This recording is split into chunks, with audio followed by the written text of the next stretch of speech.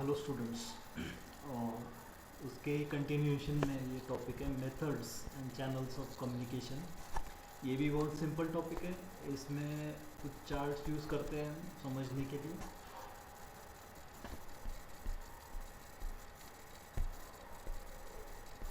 ये methods of communication है, oral, written, non verbal communication. Oral communication वो सब कम्युनिकेशन है जो फेस टू फेस है, आमने सामने, between two persons. It is by the what is spoken communication, what is exchange between two persons. Written communication वो है जो हम लिख के देते हैं या टाइप करके देते हैं, रिटन फॉर्म में देते हैं, प्रिंट आउट देते हैं। It's all that is written communication. Non verbal communication वो सब है जो हम यूज़ करते हैं, जैसे हैंड मूवमेंट्स,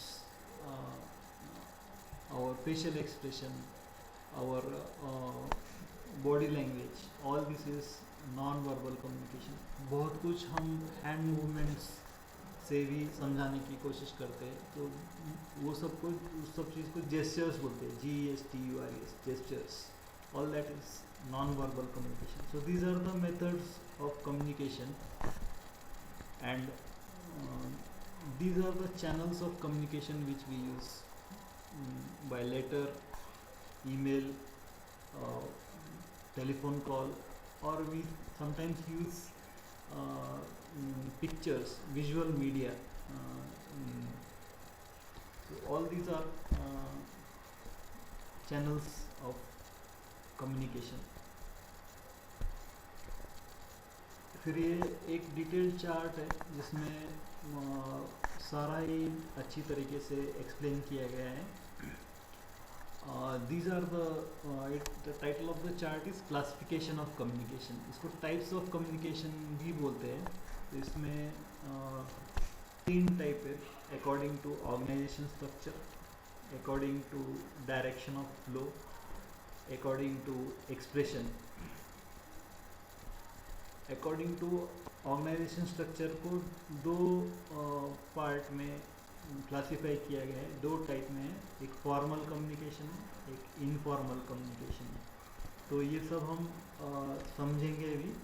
पहले हम चार्ट देख लेते हैं। According to direction of flow में upward communication, downward communication, diagonal communication, horizontal communication. तो ये सब को भी हम समझेंगे।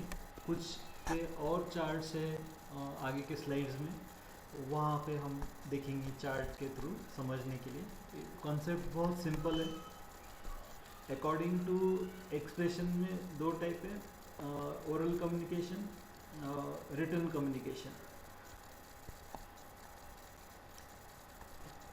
जो कि हमने अभी देखा इससे पहले। मेथड्स ऑफ कम्युनिकेशन है, तो वो यहाँ पे भी अकॉर्डिंग टू एक्सप्रेशन दिखाई दिए गए हैं इस चार्ट में।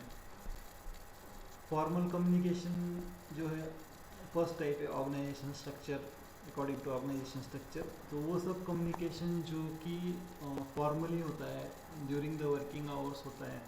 जैसे मुझे एक मैनेजर को कुछ मैसेज भेजना है वर्कर को, तो वो फॉर्मली कम्युनिकेट करेगा उसके मैनेजर को, फिर मैनेजर देगा असिस्टेंट मैनेजर को, और असिस्टेंट मैनेजर से सुपरवाइज़र, फिर वो मैसेज फॉर्मली वर्कर के पास जाएगा। लेकिन अगर वही मैनेजर इनफॉर्मली बाहर वर्किंग आवर्स के बाद या लंच टाइम में वो उस वर्कर को मिलता है और कुछ बात करता है, तो वो सारा कम्युनिकेशन इनफॉर्मल कम्युनिकेशन बोला जाता है। According to direction of flow,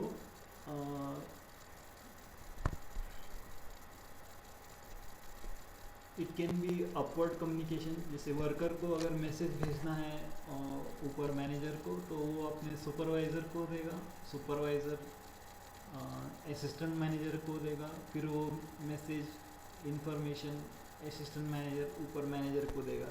तो इसको अपवर्ड कम्युनिकेशन बोलते हैं। तो उसी तरीके से ऑपोजिट है डाउनवर्ड कम्युनिकेशन। जैसे मैनेजर को वर्कर को कुछ मैसेज भेजना है तो मैनेजर अपने असिस्टेंट मैनेजर को देगा जानकारी, असिस्टेंट मैनेजर सुपरवाइज़र को देगा, फिर सुपरवाइज़र जो है नीचे वर्कर को देगा। ये डाउनवर्ड कम्युनिकेशन। इस तरीके से according to the direction of flow इसको क्लासिफाई किया गया है। डायगोनल कम्युनिकेशन में एक डिपार्टमेंट का, जैसे प्रोडक्शन डिपार्टमेंट का एक असिस्टेंट मैनेजर मार्केटिंग मैनेजर से कम्युनिकेट करना चाहता है, assistant manager production marketing manager से डायरेक्टली कम्युनिकेट करता है अपने प्रोडक्शन मैनेजर को बाईपास करते हुए, तो उस टाइप ऑफ कम्युनिकेशन को डायगोनल कम्युनिकेशन बोला जाता है। इसको हम फिर से आगे एक चार्ट में अच्छी तरीके से समझेंगे। हॉरिजॉन्टल कम्युनिकेशन में जब दो असिस्टेंट मैनेजर्स दो अलग अलग डिपार्टमेंट के या एक ही डिपार्टमेंट के आपस में कम्युनिकेट करते हैं, वो एक ही लेवल पे काम कर रहे हैं, उनका पोजीशन एक ही है, तो उसे उस टाइप ऑफ कम्युनिकेशन को हॉरिजॉन्टल कम्युनिकेशन बोला जाता है according to direction of flow. Then according to expression, जैसे कि हमने समझा ओरल कम्युनिकेशन हो सकता है या रिटन फॉर्म में भी हो सकता है। तो इसको हम और थोड़ा डिटेल में देखते हैं दूसरे चार्ट्स यूज़ करके। ये देखिए अपवर्ड कम्युनिकेशन है। ये इस चार्ट में आप देख रहे हैं कि वर्कर कम्युनिकेट कर रहा है, एरो ऊपर फ्लो हो रहा है। वर्कर डायरेक्टली नहीं कम्युनिकेट कर सकता जनरल मैनेजर से फॉर्मल ऑर्गेनाइजेशन स्ट्रक्चर में, फॉर्मल कम्युनिकेशन में, तो वो कम्युनिकेट करता है सुपरवाइज़र को। उसको जो बोलना है मैनेजर जनरल मैनेजर से, वो इनके थ्रू जाता है, सुपरवाइज़र जानकारी देता है मैनेजर को, फिर वर्कर का मैसेज मैनेजर जनरल मैनेजर को देता है।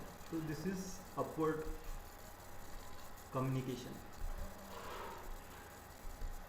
फ्लो ऑफ एरो पे ध्यान देना है।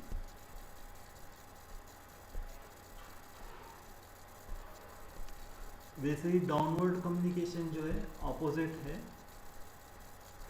यहाँ पे फ्लो ऑफ एरो जो है नीचे की तरफ जा रहा है according to direction of flow में। जनरल मैनेजर को वर्कर से कुछ जानकारी देनी है वर्कर को, तो वो डायरेक्टली नहीं देता है फॉर्मल कम्युनिकेशन होने के कारण। As per the direction of flow he gives the message to manager, manager gives the message to supervisor, then the supervisor gives the general manager's message to the worker.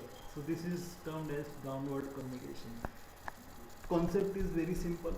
Once you understand, you can draw the chart and explain it and score good marks. अब ये diagonal communication इसमें बहुत आसानी से समझ में आएगा। ये जनरल मैनेजर है, उसके नीचे दो मैनेजर्स है, मैनेजर ए और मैनेजर बी। मैनेजर ए के अंडर में दो असिस्टेंट मैनेजर है, जैसे मैनेजर बी के अंडर में दो असिस्टेंट मैनेजर है। अभी यहाँ पे जब मैनेजर ए मैनेजर बी से कम्युनिकेट करता है तो इसे हॉरिजॉन्टल कम्युनिकेशन बोलते हैं। ठीक है, हॉरिजॉन्टल कम्युनिकेशन ऐसे भी हो सकता है, assistant manager 1 communicating with assistant manager 2 who are under manager A. If they communicate together, that is also horizontal communication.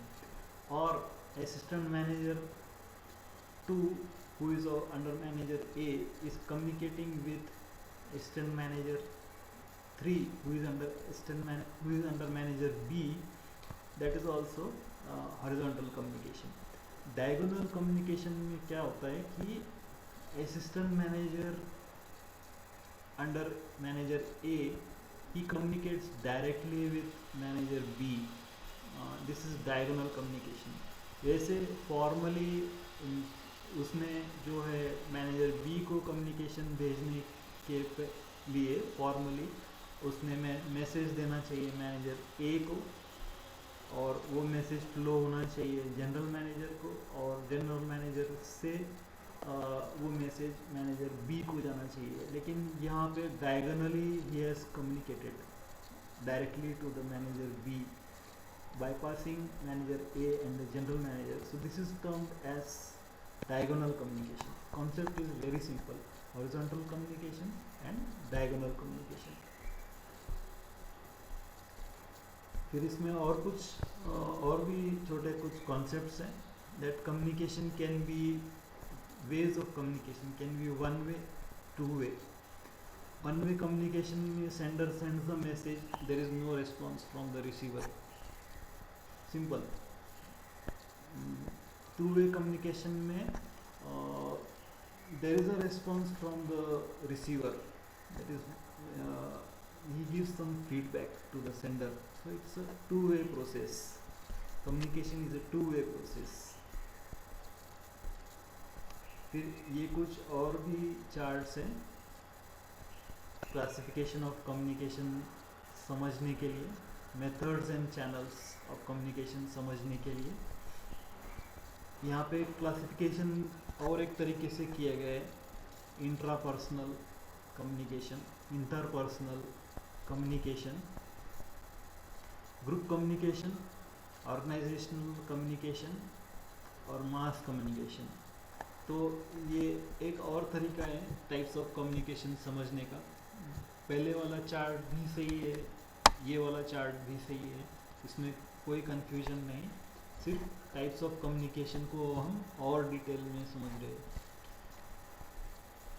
Intrapersonal communication में जब हम एक पर्सन है वो अपने आप से बात करता है, मन में ही बात करता है, that is refer to as intrapersonal communication, खुद से जो बात करते हैं. Interpersonal communication occurs when we communicate with other person or persons. That is interpersonal communication. So there is the difference between intra and interpersonal communication. In group communication, there is classification type is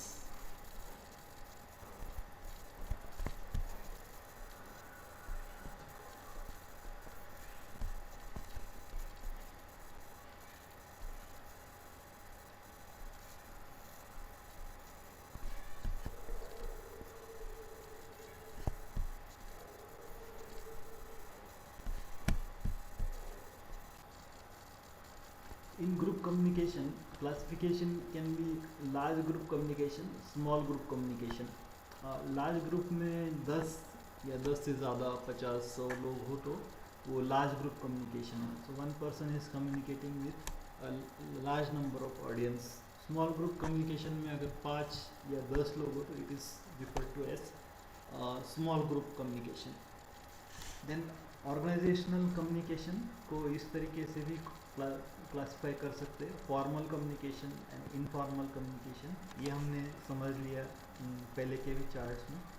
और एक concept है mass communication का, जहाँ पे 100 से ज़्यादा लोग हो. तो ये अक्सर देखा जाता है कि कॉन्फ्रेंसेस में या कोई इलेक्शन की रैली है, इलेक्शन की स्पीच है, तो वहाँ पे 1000, 2000, लाख लोग भी हो सकते हैं. तो this is the concept of mass communication. ये एक कॉन्सेप्ट है मास कम्युनिकेशन का. मास कम्युनिकेशन का और एक कॉन्सेप्ट है जिसमें हम मीडिया यूज़ करते हैं, रेडियो या टीवी. तो उसके ये चैनल, रेडियो टीवी चैनल के थ्रू हम बहुत ज़्यादा लोगों के साथ चैनल, रेडियो या टीवी यूज़ करते हुए मास कम्युनिकेट कर सकते हैं. तो it can be large population also.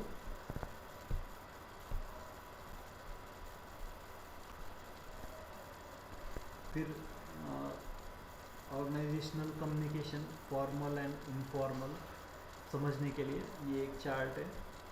इसमें ऊपर डिविजनल मैनेजर है और स्ट्रक्चर के हिसाब से उनके अंडर में डिपार्टमेंट सुपरवाइज़र 1 है, डिपार्टमेंट सुपरवाइज़र 2 है और डिपार्टमेंट सुपरवाइज़र के अंडर में 2 ऑफिसर है.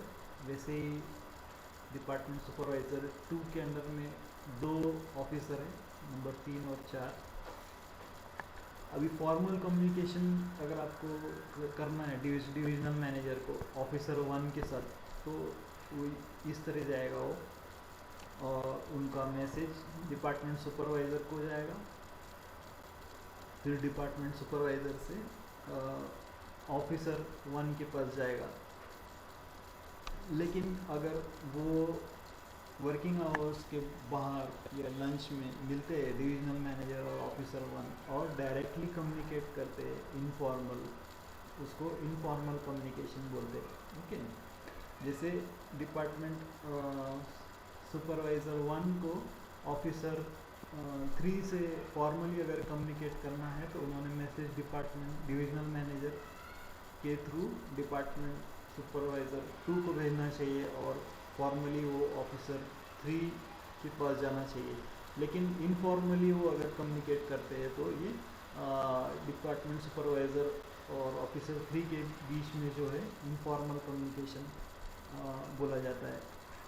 ओके, वैसे ही डिविजनल मैनेजर को अगर कुछ मैसेज भेजना है ऑफिसर 4 तो वो थ्रू डिपार्टमेंट सुपरवाइज़र 2 जाना चाहिए। लेकिन वो अगर डायरेक्टली कम्युनिकेट करते हैं तो ये इनफॉर्मल कम्युनिकेशन बोला जाता है। ओके, और ये यहाँ पे देखिए ये हॉरिजॉन्टल कम्युनिकेशन हो रहा है between 2 officers who are at the same level, officer 1 and officer 4, but it is informal communication because they are communicating directly. Formally he should send the message, officer 4 should send the message to department supervisor 2 and supervisor 2 should send to divisional manager and it should flow to officer 1 through department supervisor 1 and the message should go to formally go to officer 1. But यहाँ पे ये directly we see that they are communicating horizontally in an informal manner. Okay students, so this is what is the topic, methods and channels of communication.